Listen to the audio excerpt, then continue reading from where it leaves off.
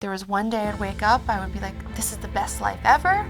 And then 2 hours later, I wanted nothing to do with life. I didn't even want to live. And it just wasn't me. I became a character that I didn't recognize, and it was really hard. And I remember looking at my mom like, what do we do? And she goes, well, let's go to a doctor. Let's just see what happens. And their first instinct for me was, okay, let's treat the symptoms. You're anxious, you're overwhelmed, and you have an Olympic Games coming up. Let's put you on antidepressants. Now, obviously, full circle, I needed that to happen to be who I am today. But at the time, it was such a wrong diagnosis. Every day, you are making your brain better, or you are making it worse. Stay with us to learn how you can change your brain for the better every day.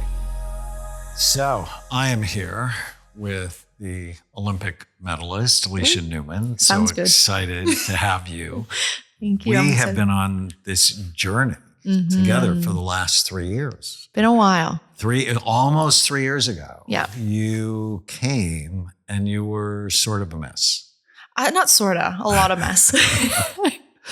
And so you've actually gone to 3 Olympics. Yeah. And right before Tokyo in April 2021, you fell in the bathtub in Iowa. Yep. And you had a bad concussion. Yeah. And you had gone to Rio, and that was when you were a baby and really young and excited. And getting ready for Tokyo, the fall really changed things for you. Yeah. Talk about that. Yeah. So it was a mindless get into the shower, after practice. We were all going out to dinner after, and it was just me stepping at the wrong step at the wrong time. And I went face first into a faucet. Not one of my most proud moments, but right from there, I got really dizzy. I did throw up, and I kind of army crawled to my bed to get to my phone to call my agents and to see if I was actually okay. But I really after maybe 2 hours, once the paramedics looked me over everything, I was like, you know what, I can actually compete tomorrow. I think I'm okay. And I didn't really feel any effects. I again, when you're in that athlete mindset, you feel like you're invincible. You feel like nothing's going to affect you. You feel like you're on top of the world because you have to feel that way to be the best at something. And so later did I figure out that, month after month after month, I was just not getting better. I had very much couldn't fall asleep. I was having a hard time seeing. I would see black spots everywhere, anywhere I walked outside, any white wall, I would see black and string little black spots. And then I would also be so emotional. I was like, there was one day I'd wake up, I would be like, this is the best life ever. And then 2 hours later, I wanted nothing to do with life. I didn't even want to live. And it just wasn't me. I became a character that I didn't recognize, and it was really hard. And I remember looking at my mom like, what do we do? And she goes, well, let's go to a doctor. Let's just see what happens. And their first instinct for me was, okay, let's treat the symptoms. You're anxious, you're overwhelmed, and you have an Olympic Games coming up. Let's put you on antidepressants. And I think it was, now, obviously, full circle, I needed that to happen to be who I am today. But at the time, it was such a wrong diagnosis. They didn't diagnose the actual injury of what happened. They diagnosed my emotions. And I felt like I just was misled. And being on antidepressants was even worse. I broke out in hives. I wasn't eating. Felt like I was, my excessive drinking is like twice a week, right? At that time. And then I was drinking 3 times a week, So things just weren't adding up what was normal for me. And so after that happened, I felt very embarrassed. I felt like I was at my lowest in Tokyo. I remember coming home on a flight from Tokyo. I got plastered on the flight because I didn't want to feel anything. I just wanted to sleep the full 12 hours home. And the airline called the team manager, and then my parents picked me up. I don't even think I collected my suitcase. And I went and slept in my parents' bed for a week post that. So that's when I reached out to you. And I said, I just need help.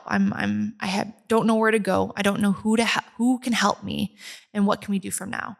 Is there any saving, or is this my life forever? Right. So you DM'd me Yes. on Instagram. Slid into your DM.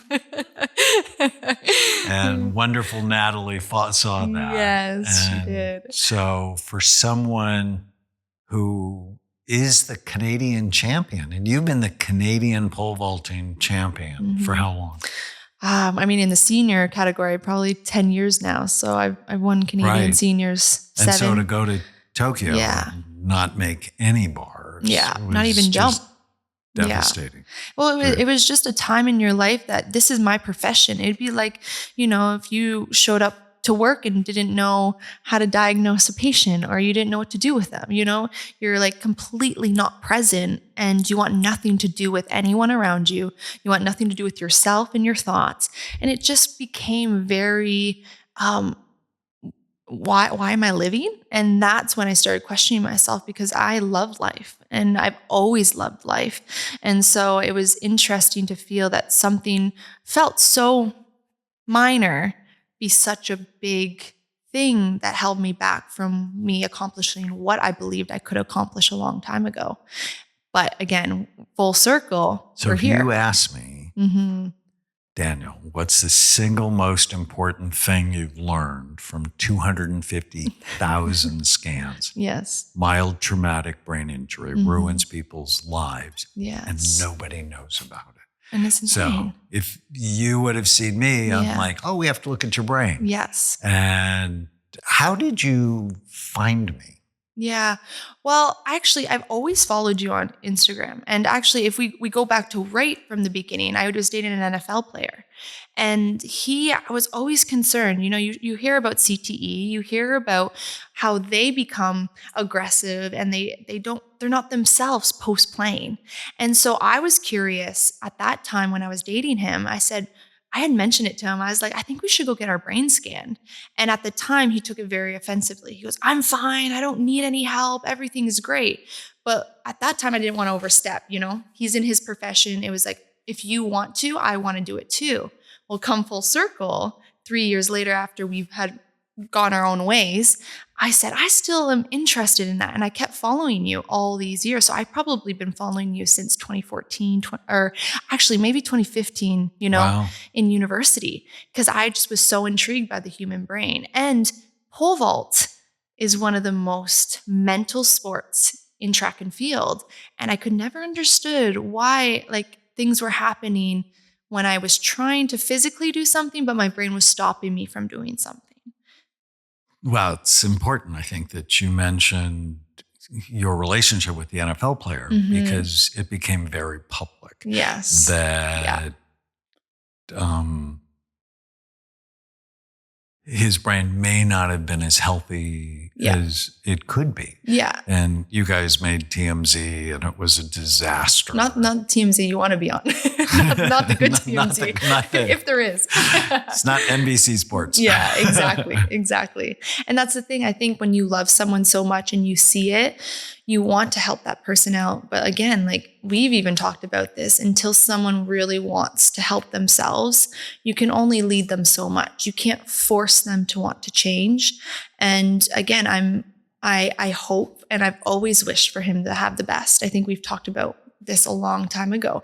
I don't need forgiveness. I don't need any of that. It was, okay, hopefully he's being taken care of and he's happy and he's healthy, because now that I've been through what I've been through, I only empathize with him on what he's been through. Yeah. And if you don't look, you don't know. Yeah. Nothing ventured, right? Nothing gained. Isn't that crazy? And so Concussion in April, you see me, I think, in November of that year. Yeah. The Olympics were a disaster for you. And when I saw you, I thought you were depressed. Yes. Really negative. I was. Infested with what we call ants, automatic negative thoughts. Yes. And your mind was bouncing all over the place. And I remember you told me this one thing the first time we met is, I will be a failure if I don't medal in Paris, and my future children will be disappointed in me. And when you said that, I'm like, we have good work to do. There's something to fix. We need to fix that, because ultimately, if you meddle, which you did, you just made it harder on your children. Yeah. Right? I Because know. now they're going to feel like they have to live up. Yeah. And either way, your kids aren't going to care. No. If you show up for them. Yeah. And if you listen and if you're kind. Yes. Right? Well, I mean, ultimately, Mm-hmm. right? That's what you wanted. Exactly. What you want from your mom. Well, and you sit there and you think, like, these things are the most important to me. But you realize the things that are most important, you can't happen until you're willing to like make those changes or actually commit that time into trying to be different. And that's been the difference for me. I thought it was like, a month of being good, of treating myself right and talking to myself in the mirror. But it's a lifetime thing. It's like, it's never guaranteed we're going to wake up and feel great. I even have some bad mornings still to this day, but I still know the feeling of having great mornings, and I'm more invested in those days, and I let the bad days go. You can't, and you can't learn dwell. from them. You learn. Right? One of the big hallmarks is Yes. win or learn. Yeah, that's right? what got me through There's the last no 2 failure. years. This podcast is brought to you by the Change Your Brain Foundation, dedicated to ending the concept of mental illness by creating a revolution in brain health. Go to changeyourbrain.org to learn how you can support our mission. So The doom. you were in the doom loop. I was. When I first met you. And the doom loop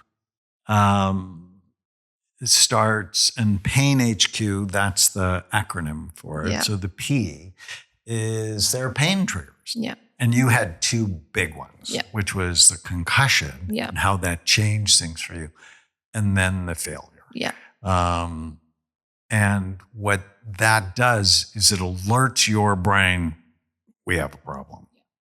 And then it activates, and we're going to show your scan, something called the medial pain suffering Yeah. pathway. Mm-hmm. And that pathway is vulnerable Right. in people who've had past trauma. Right. And failure clearly is past trauma. Of course. Right. But you also had the domestic issue Yep. with your ex. Yep. That was traumatic. Mm-hmm. You also broke your back when Yes. you were 12 years old. Yes. Because you initially didn't want to be a pole vaulter. You initially wanted to be a gymnast. Yeah. But you got too big. Yeah. Too You tall. got Too tall. Yeah. And then you hurt yourself. Yeah. Right? Overtraining too. Yeah. Incredibly Mm-hmm. traumatic. Yeah. And so, and you were bullied in school My whole life. and you were different, right? Yes. You've always Yeah. been different. I always never understood why like someone would do something and I wanted to do the other thing. It was my whole life. So now I understand why. And then when you activate that pain pathway, Yeah. you get this invasion Yeah. of ants Yes. and negativity bias Yeah. and catastrophic thinking, which then leads to muscle tension, Yes. the nervous tension, Yeah. and then some repressed emotions, which we end up dealing with. Which I really feel that at that fourth, that nervous tension, then that becomes like muscle tension too. I was having aches and pains that I've never had before in my track career. And I didn't understand where it was coming from, which I think is cool that was also a physical warning, for me. Which then leads to bad habits. Trying to get rid of the pain. More fear, bad habits to Yeah. try to fix things. Yeah. And the doctors are just sort of throwing medicine at you. Yes. But they're not connecting, right? No. They think it's the stress of the Olympics rather than the concussion Yeah. that change things, Mm-hmm. which then gives you in this quagmire that quickens pain and limits motion. Yes. And one of the wild cards in all of this for you, which is very common in people who have concussions, Yeah. is the Irlen Syndrome. Yes. And when I first met you, Mm-hmm. and then I saw your scan, I'm like, she has the Irlen Syndrome. Yeah. And actually sent you to Long Beach and Yes. Helen Irlen. She was amazing. And for people who don't know that, the Mhm. Irlen Syndrome is a visual processing disorder where you end up with depth perception Yes. problems. Yeah. And then headaches Mhm. and trouble reading and Yeah. trouble focusing Mhm. and depth perception problems in a pole vaulter is, if you just Not good. think of the amazing Yeah. things you do with your body. Yeah. And it's just incredible. Yeah. And if you're off just a half a centimeter, Yeah. it can change it and you So can end bad. up hurt, Yeah. which is why you didn't jump, because you knew you might hurt yourself. Yeah. And in Tokyo Mhm. or in any athletic stadium at night, the lights are so bright, Yes. they disrupt brain function. Yeah. And that's where I was starting to realize like my thoughts were so heightened, which is the ants. Like I was thinking of, oh, what's that person over there doing in the middle of my competition? Someone in the stands, I would eating a burger. I was like, I wonder what that burger tastes like. You know, like it was just so heightened into ways I've never seen it before. And again, that depth perception, I was running into things at home that I've never really run into. So these were like key little warning signs, right? That now that we're out of it, we know. And so that's why I think it's so good that we're sharing it, because I think it's important. And ultimately the healing loop, Mm-hmm. it came to recognizing Yeah. the triggers. Mm-hmm. And every day we learn from them, Yes. right? Our mantra for the last 3 years is Yeah. win Where we learn. or learn, Yeah. right? Never And you lost. even said that in one of the post-Olympic Yeah. interviews. Is, Mhm. I didn't fail Never. at all. Yeah. I won or I learned. Yeah. Yeah. And then calm this suffering Mhm. pathway with breathing Mhm. and havening, Yeah. certain supplements to help calm things Yeah. down. And then you became masterful at killing the ants. Yeah. We were good at that. I hired a whole team. It's a minion team. We're going to get to the minions. Yeah. Positivity bias training. So when I first saw you on a scale of 0 to 100, you were 27. So 73% of people were more positive Than I was. than you. Yeah. And I think now you're like 74 Yeah. or something. Well, that's Your pretty good. positivity has just grown It's good. so much. And when I first saw you, you were really good at reading faces. Yeah. But you read negative faces way Interesting. faster. And now you read positive faces Oh, I didn't faster. realize So a that. little paranoid. Yeah. Because you were sad. Yeah. And you were. Well, it was probably what I was feeling was what I was attracted to, you know? And I think you naturally attract, what do they say? Misery loves company. You know, it's a huge saying and it's true. I think I wanted people to feel sad with me. So you would recognize that a lot more and to be related, you know? And then later on, as you get better and better, you don't really like being around negative people. At all. It's hard to feel sorry for some people and you want to though, because you have a heart still, obviously, but you're like, gosh, but your life's so beautiful because you see their life through your eyes and your feelings. And then you're like, your life is amazing. What are you talking about? And you can't really feel bad for people, you know? And that's been something really eye-opening for me in the last couple months for sure. So do you remember when you told me if the girls would be negative, that would really bother you? Yeah. Yeah. And do you remember what I told you? Well, you told me how to cope with it. I said that's your competitive advantage. Yes. Because when you're negative, Yes. it actually turns off Yes. the cerebellum in the back bottom part of the brain, Right. which is your coordination center. Yes. And so if they're negative Mhm. and you're not, Yeah. you're going to jump higher Exactly. than them. And I remember at the finals, Yeah. there were 5 girls left. Yes. And 2 of them were negative. Yeah, they and were. you're like, oh, I'm going to medal. Yeah, I'm like, I'm about to medal right now. So letting Yeah. go of the negativity, we did a lot of positivity bias Mhm. training. And one of my favorite ones was the rule of 12. Oh, this is my favorite one. I still have it in my pocket. It's like psychological flexibility is a sign of mental health. Yeah. If you get upset with everything that goes wrong, you're a victim of whatever circumstances you're in. Yeah. And so the rule of 12 is I'm not going to be angry until the 12th thing has gone wrong. And I took it a step further. I'm not going to react until 12 things have gone wrong, because I think we're quick to react based off of something that could have happened in your life. But to me, it was like, even at the Olympics, like there was tons of things happening in the infield that I was like, nope, I'm not at 12 yet. I'm at 8, but I'm not at 12.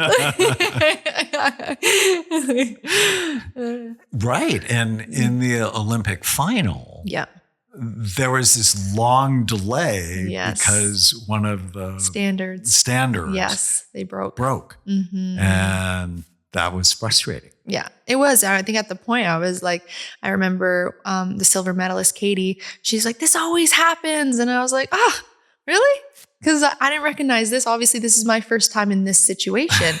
And so it was funny because it was like, it didn't matter what was happening. Obviously, at that point, we knew we medaled, but I was still going to give my best foot forward on my next attempt, no matter how long I had to wait. It's the Olympic Games. And that was, I mean, I get goosebumps saying it, because in Tokyo 2021, I was like, get me out of this stadium. And now I say Olympics, I say Paris, and I'm like, give me more. Like, let me go to LA. I want to be at LA. Let me be there. So training your mind, and that happened over a long period of that time. took us time. Like when you get up in the morning, say, well, today is going to be a great day. Yes. When you go to bed at night, what went well today? Yes. And you just made these practices. Yeah. And then we developed an Olympic medal affirmation, which we'll share. Yes. And then initiate relaxation, emotional expression. Yeah. And we did 40 sessions of EMDR. Yeah. Eye movement, desensitization, and reprocessing. And that's where the minions showed up. They came in. They were there. They were hiding in my subconscious brain. But they were just it was a light for me, because I came back to the childness in me. Having minions around, you watching, they're just like little fun little guys. So the people watching around. they're gonna like, okay, they're like, how who did is the this? minions What's going on? come? EMDR is a specific psychological treatment for trauma. Yes. But we all, and I noticed this, when we would go back to traumatic events for you, you would get sad. Yeah. So we also used it to fly high, for you in your mind to visualize success and greatness. Yes. And we did it over and over. Yes. But we also went after the trauma, processed it. Yeah. And in February of this year, you're just about to go to the indoor finals. Yes. You're one of the leaders because you had a great indoor season. Yes, I did. And you sprain your ankle. Yes. And how did you sprain your ankle? Walking over a hurdle, doing something. I need to be in a bubble. That's just me. What's wrong with me? It's like injuries. And that's what ended up being at one of our clicks, was none of my major injuries have ever happened pole vaulting. And I'm like, oh, so it's safest pole vaulting. So I just need to pole vault every day. But And so you were sort of cooling down after practice, and you walked over a hurdle or jumped over the hurdle? Yeah, I just misplaced my foot coming over a hurdle. I mean, I do that every time after practice, and it just happened to be, again, a wrong step, maybe a little tired. I mean, we talked a lot about our HRV like over the last couple of years, and it was lower that day. So for people who don't know that, it's heart rate variability training. One of the things we use to help you to get your body more relaxed. Because when HRV is low, you're more vulnerable. Exactly. To injuries. Yeah. And so here it is, February. The Olympics are in August, and you severely I sprained tore your almost ankle. In fact, everything. I have a picture of it. Yeah, Here it's it is. gross. Yes. That was But, you know, I was so proud of you because you didn't let it defeat you. Yeah. I think that was only my 9th injury in my career, so I can't get mad yet, right? And you worked really hard. And Yeah. I love that you kept your mind strong. Yeah. And you did hyperbaric oxygen, which has been a every day. huge positive benefit for your brain and your body. And even time alone, like going in there to like get off your phone, like you're you're locked in this chamber for 90 minutes. It really allowed me to like take a nap. It forced me to take a nap every day. And I think we talk about how important sleep is. And that was a force to help me sleep. And then after the injury and you're recovering, Mm-hmm. you're like, why do I have this thought that I'm going to be hurt? Yeah. And so we did This was EMDR around, I'm going to be hurt. Yes. And that's where the minions show up in Yes. your mind. Yes. And they were, again, like I said, they were a light to me. It was, I need a team. I can't do this alone. I'm clearly going through another cycle of feeling that I'm going to get hurt again, because we talked about it. It hurt. That ankle sprain was probably my worst ankle sprain to this date. I've sprained my ankles a lot too. And it just, the recovery of it, we did end up getting PRP shots. So a lot of my ligaments were concreted to each other. And the acupuncture and the release of it was like painful, the most pain I've ever had. If you want to torture somebody, put acupuncture needles at the bottom of someone's foot, and I kid you not, they'll never come back. But it was just pain I've never experienced in my career. But I knew my end goal was to make it to the Olympics, and I'm not letting this injury tell me I'm not going to medal. Like, I can't. And I needed to find a team that like made things light. And that's my dad. He's very good at that. And I think of my dad as a minion. I think of him as like, again, we're just here having fun. Let's play. Like, let's play all the time. And once we lightened that up, I think those thoughts slowly started to fade away, which is the ants of me thinking I was going to get hurt. Well, and so what I remember when we were doing EMDR around, you're going to be hurt again. Yeah. You got this image of like 12 minions, and they all together went, we're not helping her. Yes. We're hurting her. Yes. So we need to help her. Yes. And that's where the minions come in, Yes. which become very important. Yes. So you let go of the ants. We did EMDR, so important. We'll talk about some of the themes. Yeah. And then you embraced brain health. I was so proud of you because, you know, for anybody who knows anything about me, like, it's not mental illness, it's brain health. It's brain health. Get your brain healthy and your mind will follow. Yep. You're a world-class pole vaulter. Alcohol damages your cerebellum. Yeah. Probably you should stop drinking. Yes. Well, I think it was just one of those realization. It was, again, one of those things, nothing venture, nothing gain. And you hear about, you know, people go dry January. And I was like, oh, let me just try a month. And then, you know, I started, actually, I remember the date, September 24th, 2023. I said, I'm not drinking ever again. And it was very hard. The first 2 months, I was like, I don't know what we're talking about. I don't think this is helping. I felt like I couldn't be as social. I couldn't do this. And then month 3 came around. I was like, oh, like I'm recovering a lot faster. I'm not as tired in my workouts. And then months 6 and 7, I was remembering names. I was remembering things from my childhood. I started remembering people and environments. And I think maybe a little more trauma came back because I started being more clear-minded. And so we started working on even more trauma stuff. And I think at the end of the day, you start realizing that it's like putting like a clouded sheet in front of your eyes. Every month that went by, a little bit clearer came to my mind, and I could feel emotions. I could control my physical on the runway. I could tap into being tunnel vision or being fun and light and happy. I was able to control my thoughts. And that's where I tell people, I was like, again, this was for me. And it's not like you ever said, Alysha, stop drinking. I mean, I worked with you almost 2 years before that. And you said, I recommend it. And finally, I just said, I'm going to try it. And I think to this day, I had a glass of champagne after the Olympics, but again, it wasn't what I thought of a celebration. It was, I can't wait to go to sleep and have dreams about what I just did. You know, the mindset changed. And again, maybe that's not fun to people, but to wake up the next day and feel all the feels from the Olympic Games and not feel hungover has been so fun for me, because I never got why that was fun. Yeah. And I went to the party that Yes. went on to the middle of the night. You were so and there good was too. lots of alcohol. And I'm like, yeah, you were really good. The more the alcohol goes, the less interesting people become. If you're sober. Yes, of course. Well, words just don't make sense at that point. But you had such a wonderful family. Then we talked a lot about your diet. A lot. And this is where, you know, whenever I see dried mangoes, I think of you. Gosh. And we spent a lot of time just sort of going through how you ate before competitions. Yeah. Well, I think one of my main concerns is this the concussion? Why I all of a sudden get halfway through a competition and I don't want to be there anymore. Right. I think that was one of my first topics to you. And you're like, what are you eating in the infield? I was like, oh, dried mangoes, you know, Red Bull, like these very high sugar foods. And you're like, oh my gosh, Alysha, are you all right? Like, do you need help? I'm like, clearly.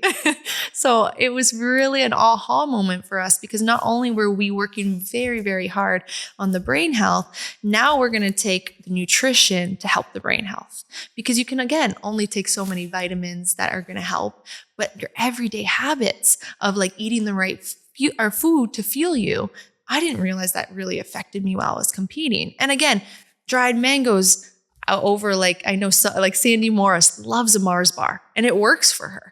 But if I were to eat a Mars bar, my sugars would crash so hard. And you wore a continuous glucose monitor for months. For actually, 2 times, 2 weeks. So a month long. And you saw what foods spiked your blood sugar. Yes. And where you were. Yeah, that was huge because it wasn't a lot of different things. It was changing from jasmine rice to brown rice, changing from dried almonds to an apple with almond butter.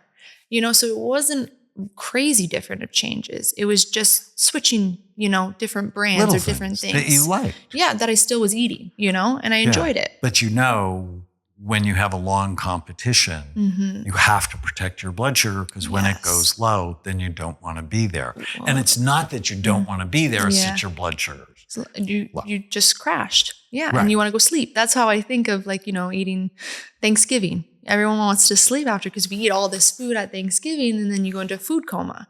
And that's what was happening to me on the infield. I was eating nuts and dried fruit and all these things. And all of a sudden within that 30 to an hour, I was only halfway through my competition. I was like, oh, I'm good for the day. I'm going to go home. I want to rest.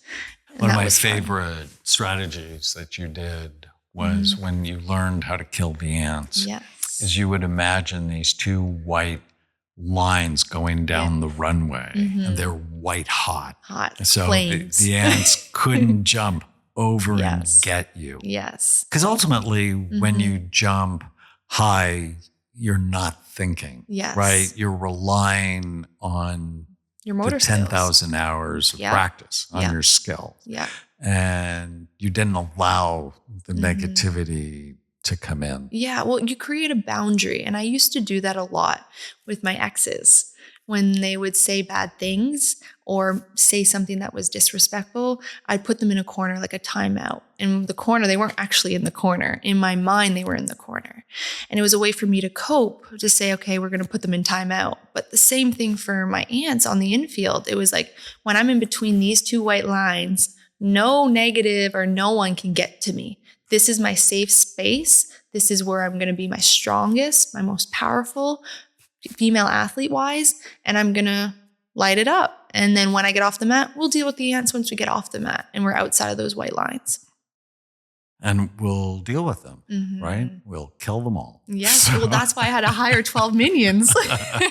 They had a bazooka them.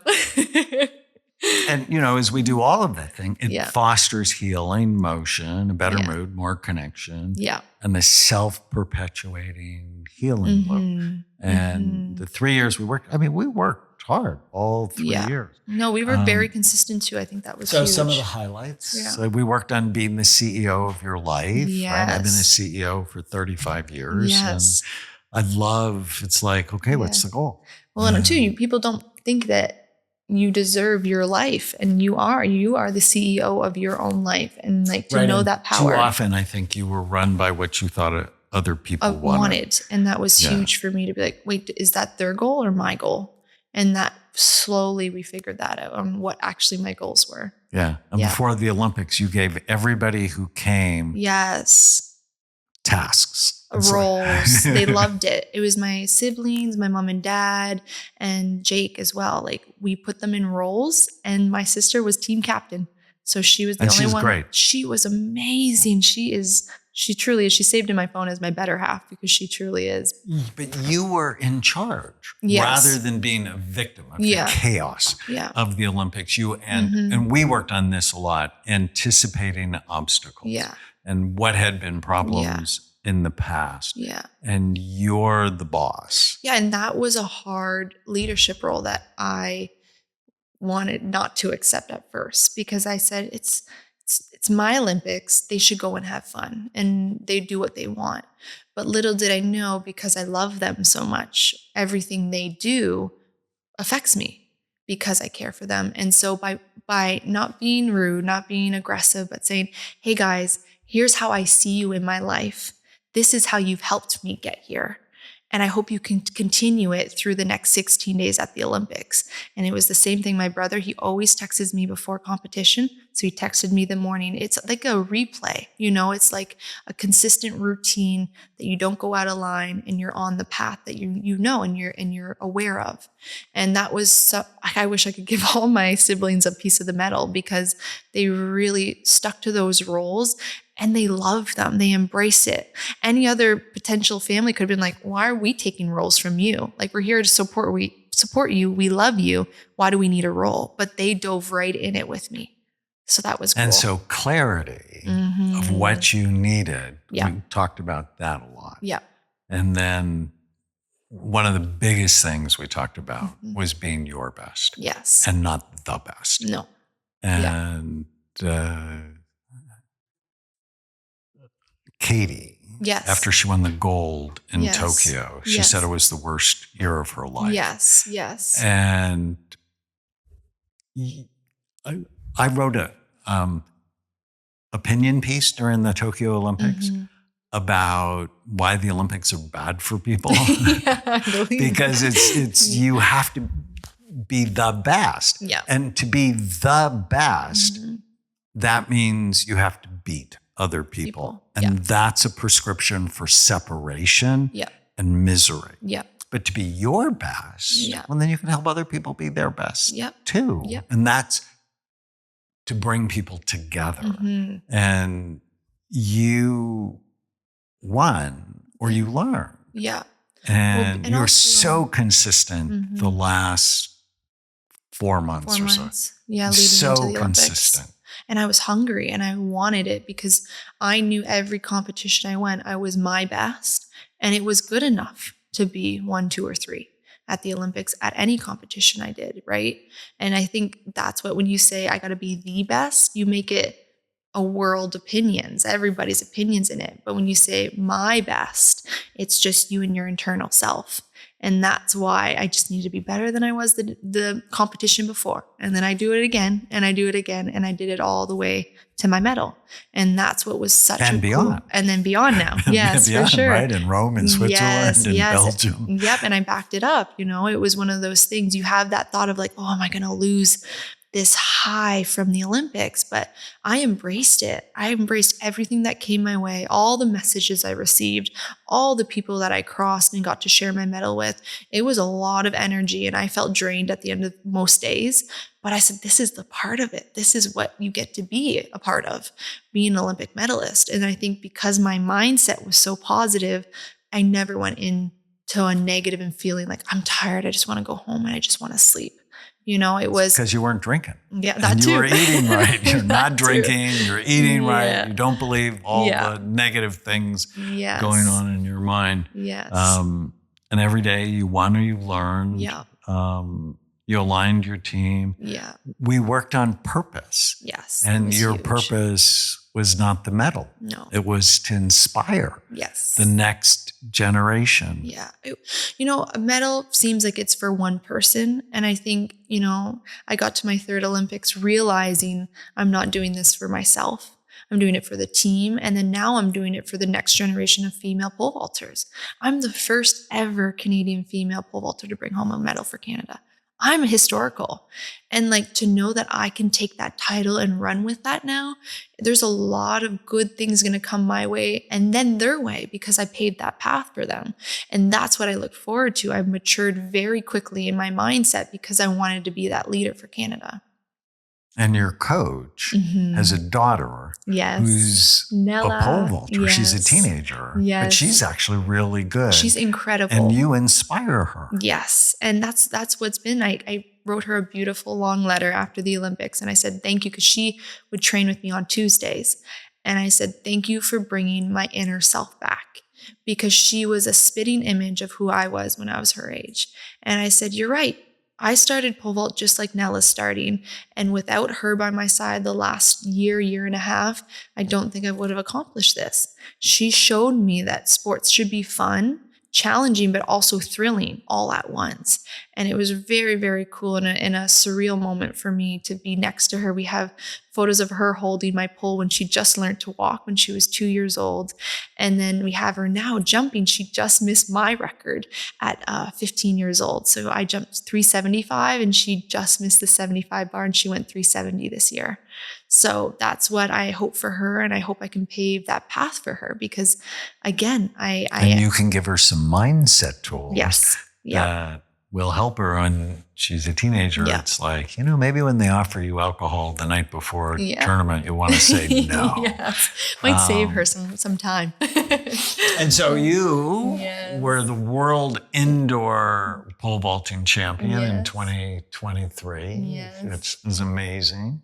And then you sprained your ankle and we got involved with Minions. Yes. And while we were at the Olympics, I asked ChatGPT to draw this. This is and one of the really interesting parts of our journey was, because I tend to be a bit Pollyannish, and you would tell me when you got angry at your ex or at Team Canada or whatever, it's like, do you jump higher when you're angry? Or do you jump higher when you're proving people wrong or proving people right? Yes. And the little Pollyanna part of me wants you to jump higher when you prove people right. Yes. And then I got over myself and I went, oh, we should see. Let's just try it. We should just, this tournament, focus on proving people wrong. Yes. And this tournament, focus on proving people right. Yes. And you jump higher when you're proving somebody wrong, when you're angry. But then we married the images in EMDR. Yes. Where when you jumped higher, the people you were proving wrong blow up. It's like a reward. Explode in the stadiums. Yes. And the people you're proving right are sort of holding hands. Yeah. And the Minions go grab the energy from the people who blew up. Yes. Well, and we said because I was shooting for the moon and hoping to land on stars. So the Minions were collecting all the fuel of the people that blew up. And the fuel, which was the people that were negative, who didn't believe in me, they were going to be my fuel to go to space. And that was like a really aha moment for us because it was like, how do I get to the top of the world, the highest I can possibly jump? And it was to fuel myself with the negatives, but then remember why I'm using it is to launch myself, to leave them behind. Right. So we had this balance, which is just a beautiful image. Yeah. And I remember when I showed it to you, you said, I really like my butt. Yeah, you did. I was like, dang, that's awesome. We should post that. So this is 2 weeks before Paris. This is in London. Yeah. And you sent me this. Plenty of experience. Was vaulted here in the World Championships back in 2017, finished 7th, then was 5th in Doha a couple of years later. With a headwind. Lifetime. This is the headwind. Came back in February, 4 meters. Oh, we should talk about the wind. But she's been mixing it with the best. She was 4th in Monaco last week. Won the Canadian Championships with 475 just before that. Here she goes, 475 here to take the lead. Oh, beautiful. Yeah, listen to that shriek too. She knows that matters. The first time clearance is so important. That applies the pressure. to Kennedy and Cordery, who have yet to go at this height, and Moser as well. Moser, we know, was struggling, only cleared 465 third time, but Newman, well, I tell you what, even though she's been around a little while, Chris, she's a growing force in this discipline, isn't she? That's crazy. So proud of you. So going into the Olympics. Yeah. You're just at the peak Yes. of where you've been ever, really. Well, I was hungry too because the girls had started competing in May and I didn't start training till June. And a lot of people don't know that. I actually, what for some reason popped in my mind, but at Canadian Championships, which is the end of June, someone commented, "Oh, she's getting old. She has cellulite on her legs." And I was like, oh my gosh, but they're not wrong. I just wasn't in the shape I needed to be at that time. And it's an aha moment again, because I'm like, gosh, look at what I did in 3 months of prepping for an Olympic Games compared to, I had no competitions in March, April, or May. I couldn't run. And I had told competitions I was going to be ready in May, and I couldn't make it there because I couldn't even get down the runway without pain. Amazing. And then you mentioned you saw the headwind. Yes. And wind was a huge obstacle, but also opportunity that we had to deal with, because when pole vaulters have headwinds, it's harder to jump. Well, and sometimes the wind comes from the side, and sometimes or turns anywhere. It's coming from the back on one jump, or it comes headwind on the next jump. So you're constantly adapting, and you're trying to make movements on your step to be safe. So I think we came up with a pretty good strategy when it came to headwinds. That they actually became one of your competitive advantages. Yeah, it was encouragement. It was, you got this, the wind's in your face, that means it's time to go. Yeah. And the other girls had to deal with it as well. And you're stronger. Yes. Because of what great shape you were in. Yeah. And then here it is. So we go to Paris. Yes. And you had never qualified for a final. Never. And 2 nights before, we talked for like an hour and a half, and you're worried about sleeping. And we did some exercises, and you slept. Yes. But the night before, I had my phone turned off. I'm so mad at myself. And the adrenaline got to you. Right away. And you hardly slept. 45 minutes, I think I slept that night. I actually took off my Whoop because, again, remember, we were really focusing on the HRV and my sleep hours leading into that point. And I said, we're not looking at this stat. Not today. And I think that's what's powerful. And I think that's what we have to also realize in life. Sometimes, when you're sticking to this plan and things aren't going your way, it's okay to turn a blind eye to something that you're used to, because you've prepped. I've prepped so many years for this moment that one bad night of sleep, and this is what you said, is not going to affect me. And then all of a sudden my family tapped in too, sending me the Kobe Bryants and the Serena Williams and Michael Phelps. The nights before big events, they didn't sleep at all. They didn't sleep at all. And performed magically. Yeah. And you performed in the qualifier like it was no problem at all to get to 4:55, which is was the qualifier height. But there was a glitch in how they scored. And usually, it's 8 or 12 girls that make the finals. Yep. And now all of a sudden, 20 girls are in the finals. In the finals. And we're like, this is the biggest final in history of not just the Olympics, of any competition. You are not usually allowed above 16 girls. And in normal competition, it's 12. And we turn that into, this is your competitive advantage because you're in better shape than everyone. You're mentally strong. Eating the right food to keep my sugar up. Eating the right food, right? And it's the Olympics. You want it to last long. Yes. Right? I mean, this is the is last one standing. a highlight in your life. Yes. Right? And actually went way faster because a lot of the girls just couldn't make the height. Around 70, it started to seem there was about 9 girls left around 70. Yeah. And then I was actually in 9th because of my miss at 460. And that was really a really cool time where I had to overcome, because I just woke up on the runway. I remember telling you, I'm like, I woke up on the runway, like, what am I doing at my first attempt? All of your jumps were great, except that one. Exactly. And it was like you spaced. Yeah. Completely spaced. And I don't know if we call that stage fright. I don't know if we call it, you just had a moment of like a hiccup. And those are moments you shouldn't be having at the highest level. But I think we were very, very quick to turn that around and realize, oh, it's okay, because not 12 things have gone wrong. We're here. We have another attempt. That's why you got 3 attempts. So you just have to out jump every girl. Yeah. Mm-hmm.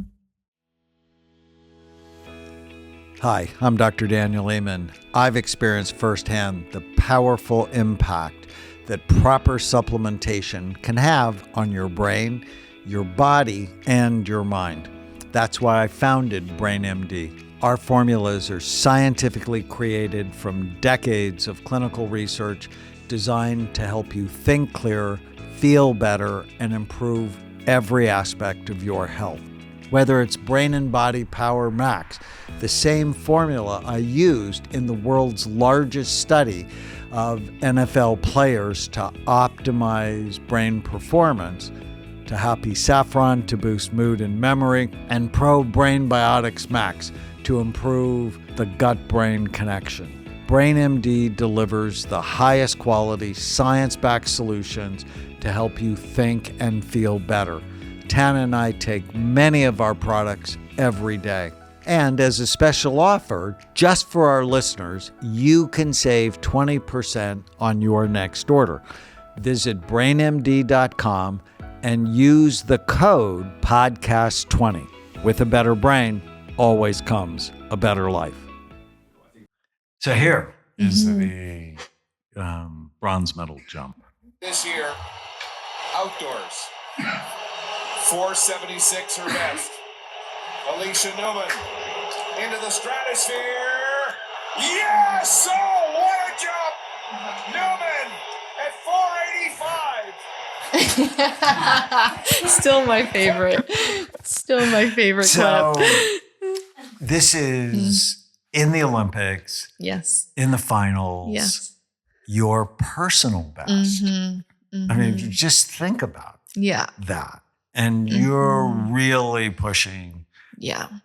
Sandy and Yeah. Katie. Or yeah, Boone push and Katie Nina. and Nina. And you fake an injury Yeah. and twerk. Yeah. What was going on in your head? Well, I think at a point, like you say, we worked so hard. We've taken so many hours to get to this point. And there was before a heaviness when the Olympics came. Remember, we worked really, really hard on the word just Olympics. And I remember when I went in and I remember my interview after the qualifying, and I said, oh, now it's time to party. Like now, and this is where we're going to have fun. And I think that leading up to that jump, everyone was on eggshells on the infield. We're all trying our best. We're out there competing at our best. And I'm like, I need to let loose.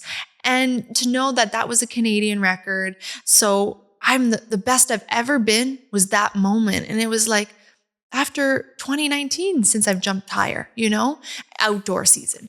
And I'm like, gosh, let's have fun now. Like, why we put all this time and effort and stress into trying to be the best in the world at something. Let me just let it all out. And I think the fake injury was just because it's a symbol of mine. I've been through a lot of injuries, and I think still to this day, my coaches talk about they really thought I got hurt. And then to break into the dance is just me. I could have done a twirl, I could have done a backflip, I could have done anything. And I think it was just, I actually felt like it was like a quicker way to get my celebration done so it didn't interfere with the other girls. And I think a lot of times you try to be respectful and that etiquette when it comes to pole vault. So it felt like just the right amount of celebration to then, okay, what's next? But it was fun. And then from that moment. Well, I think I told you, I have another famous patient who's famous for twerking. Who, by the way, won the Grammy for Song of the Year this year. She's incredible too. She's so amazing. I don't know what's with me and twerking. Yeah, you bring Beautiful a good twerk women. to us. We just can't handle it. So fun. Yeah. And is that the moment you knew you medaled? No, because I think I was tied for third at that point. But to know, like, no one can get mad at you for doing your absolute best at the Olympic Games and coming fourth, right? Like, to go to an Olympic Games and say I got fourth, I can't be mad. Like, I jumped the highest I've ever jumped ever in my career. And again, broke another Canadian record. So I think it was a moment of relief for me that whatever happens from here on out, I am better than I was the day before or the previous 15 years of my career. Yeah, it was truly amazing. And then when you realized you got the medal? I realized it very quick. I mean, once Angelica missed her 490, I looked right up to you guys and coaches, and I just like, actually, I thought I would have cried. In your head, you have like, how am I going to celebrate? Am I going to be emotional? What's going to happen? And I took a deep breath and I was like, now 490, let's go. Next par, let's go. Well, and then I have these pictures of us. This is I'm so happy about. good. Look how good we look in red too, right? I know some of my American friends were like, why are you in red? Where's the red, white, and blue? Just for Canadian, just for women's pole vault. And then there you on the podium. Yes. I'm honored to share that medal with you. I got you this cool little present today, which is a necklace with the word courage. Yes. So talk about courage for a minute. People understand the minions. Yeah, the now. minions were the cutest part. And then I read courage and I'm like, this is a moment that this word was so ingrained in me of being powerful and fierce and fearless. When you hear the word courage for me internally, it's like taking a leap of faith, letting the universe take its power and doing what it's supposed to do for you. And that is what changed my career this year. When I went to the new poles this year, because that was a huge thing too, brand new poles, brand new company, and I only jumped on them like a dozen times. And so I had to have something in my back pocket that gave me faith that it was going to be the right decision. And the word courage is what got me through the next pole, the next bar, just the next bar, those were words to me that allowed me to have this hope that it was I could achieve it. So that was another thing we worked on is being present in the moment and not getting ahead of yourself. Yeah. And so we came up with what might be the title of your book, Just the Next Bar. The Next Bar. And I think that was huge. Again, for me to be present, I'm naturally, I think as females, sometimes we're natural overthinkers. We're always thinking ahead. We have that mother intuition. We're always trying to prep for what could happen, a plan A or a plan B. And for me to go into the Olympics, I didn't want to have a plan B. I only wanted a plan A, and the plan A was to medal. And it was so important to me that I stayed present. Because if I thought of a plan B, then you're allowing that thought to come in. And it's not a negative but it's just, plan A is to medal. Plan B is you're a Canadian record holder again, and you've jumped your personal best. That's still amazing, but you want plan A to work out. And so being present allowed me to just take one bar at a time and not worry about what happened on jumps before, not worry about what's going to happen, but how I can execute my best jumps every time down the runway. And then early on, we developed our gold medal affirmation. And we worked hard on this. It's on my back screen for, I think it ended up being a year and a half. Yeah. I read it every morning in my cold plunge. and so you went, and when you do an affirmation, write down what the goal is. Yep.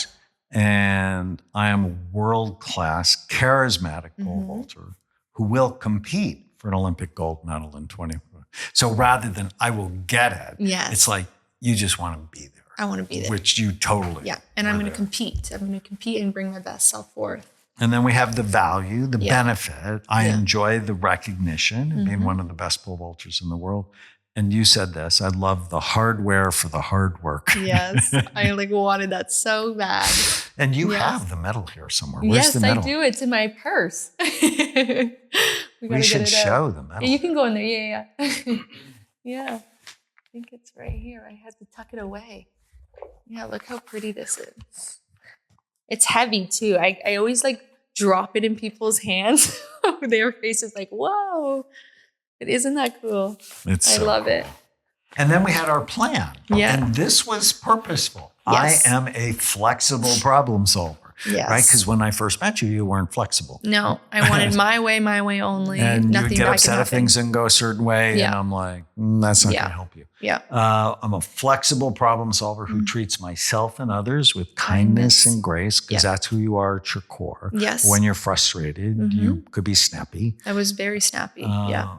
I don't get upset until the 12th thing has gone wrong. I always run my mental program before each jump, record performance daily, and rehearse the experience of being in the Olympics and run each jump flawlessly. Yes. So we had you make your highlight reel. Yes. And you watched it. It was I my didn't want you to pump-up watch song. your failures. I want you to watch your successes. Yeah. And there's so many. Yeah.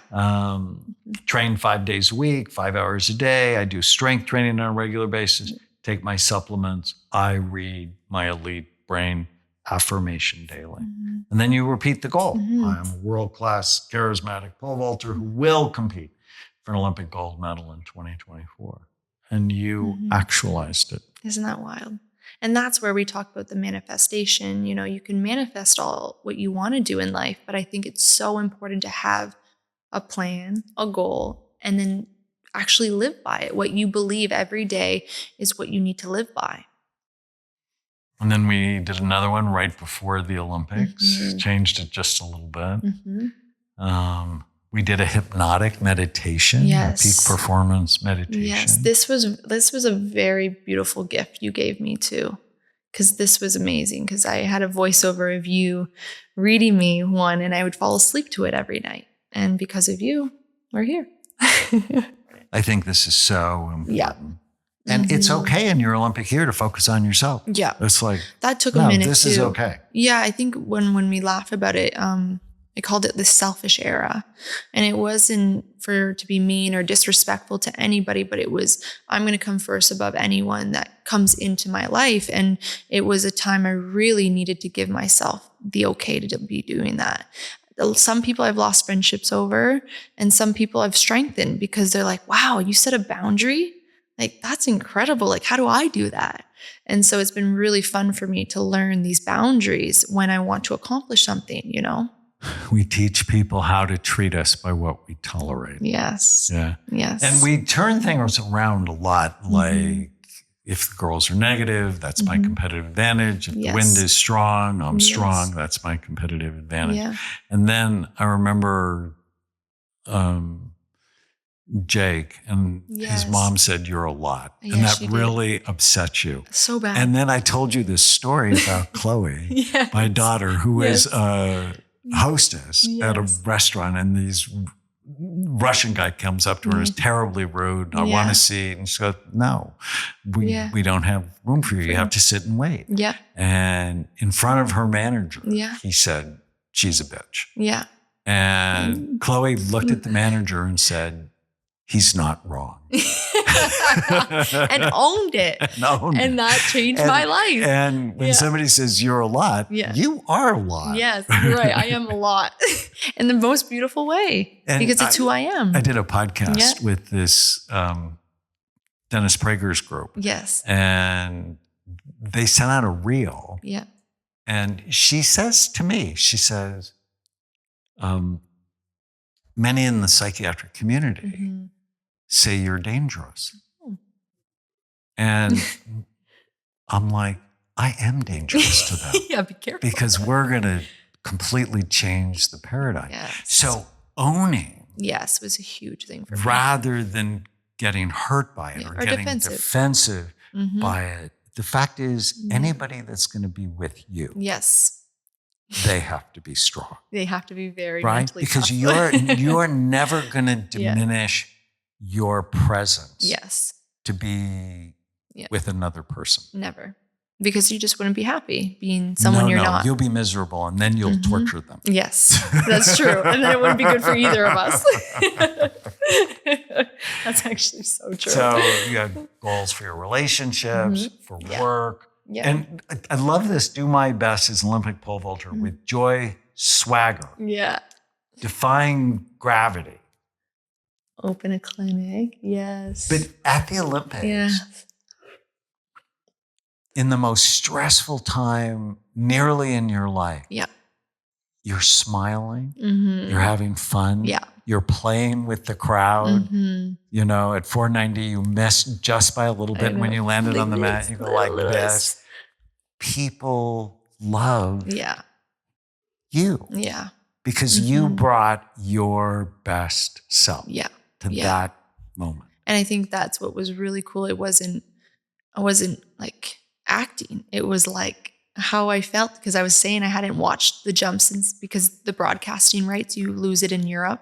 So I went home after the Olympics and I watched it and I was like, oh my gosh, Alysha, like you were so like emotional everywhere. And it's so crazy that happened that way. I didn't realize how much reaction was on my face You during were the whole so happy. competition. And then money Yes. and physical. You want to live to 101? Yes, with your 101. brain intact? Yes. 101 and then I'm good. Emotional, to have options and be Yes. positive, hopeful, graceful, peaceful, Yes. and to forgive yourself Yes. and being fulfilled and give back to others. Yeah, And I so- felt like that was a big thing for me. Giving back for some reason really fills me in ways like pole vault fills me. And I think that that's a passion project of mine coming up. Obviously, building that facility is one of my key things I'm doing. So if you want to be, what is it? Happy for a day, go fishing. Yes. And be happy for a year, win the lottery. If you want to be happy for a lifetime, help others. Yes, that kind of energy.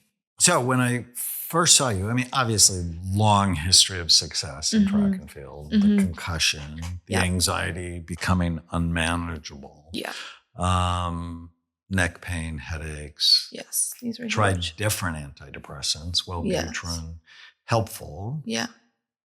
Sertraline, duloxetine, Yeah. trimipramine. Yeah. None of them helpful. Yeah.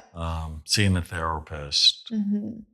and trauma from a Yeah. relationship in the past. Yeah. Trauma from the Olympics. Light sensitive. So I picked up on this You thing saw it called the before. Irlen Syndrome. Yeah. And you were depressed. Mm-hmm. And if we look at scans, so here's healthy. Yeah. This outside surface on the left, active scan on the right. We look at yours, Yeah. and your outside surface scan actually looked pretty good. Yeah. Little bumpy, it's Yeah. probably the alcohol. Yeah.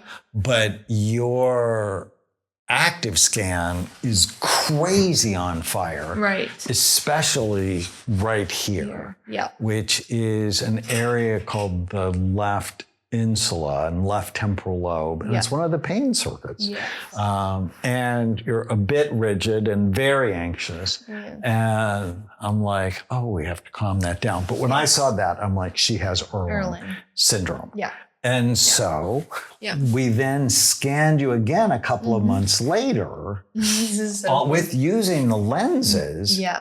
And everything calmed down. Everything went Now, down. a little too much. Everything I was a calmed walking down. zombie. But then here, I could see the concussion. Yes. That it affected both your temporal lobes. Yes. Now, since then, you've done hyperbaric oxygen. Yeah. We've done 40 sessions of EMDR. Yeah. You've eaten better. Yeah.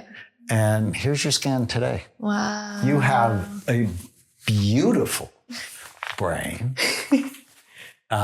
This spot, it's still there, but it's way less Yeah, it doesn't than look before. as much. But I still think you probably should wear the glasses Yeah. or figure out with Helen We need to find different contacts. how you can get contacts that actually work for you. Yeah. Because I think that might be a difference of 15 centimeters. Oh, I'll take it.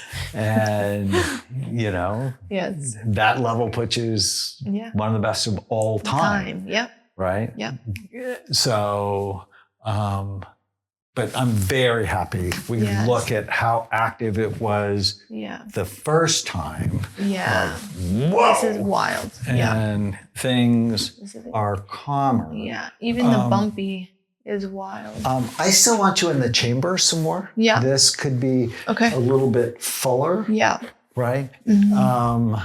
But your brain is clearly Yeah. healthier, going in the Yeah. right direction. I love that. But I don't want you to think you're done. I want you to let go. I was going to ask you that. Was my question. What's next for you and me? Oh, I think you're stuck with me for a while. Yeah. So I am so excited to keep working with you Yes. and to see you in Los Angeles. Yes. So I told you you're stuck with me for life. And one of your missions, your purpose, Yep. is to inspire the next generation. How can you do that? Well, I think the first action is obviously leading and being what I've done, showing Canadian female pole vaulters that they can do it too. I think that was my first step. I think now going into my second step is to live with an example, by example. And that's for me to show all the athletes that it doesn't matter where you come from, you can accomplish these ultimate highest goals that you ever have, which is most likely an Olympic medal. And then now providing a facility where they feel safe, they feel comfortable, where there is knowledgeable coaches and staff and people that are willing to help amateur athletes.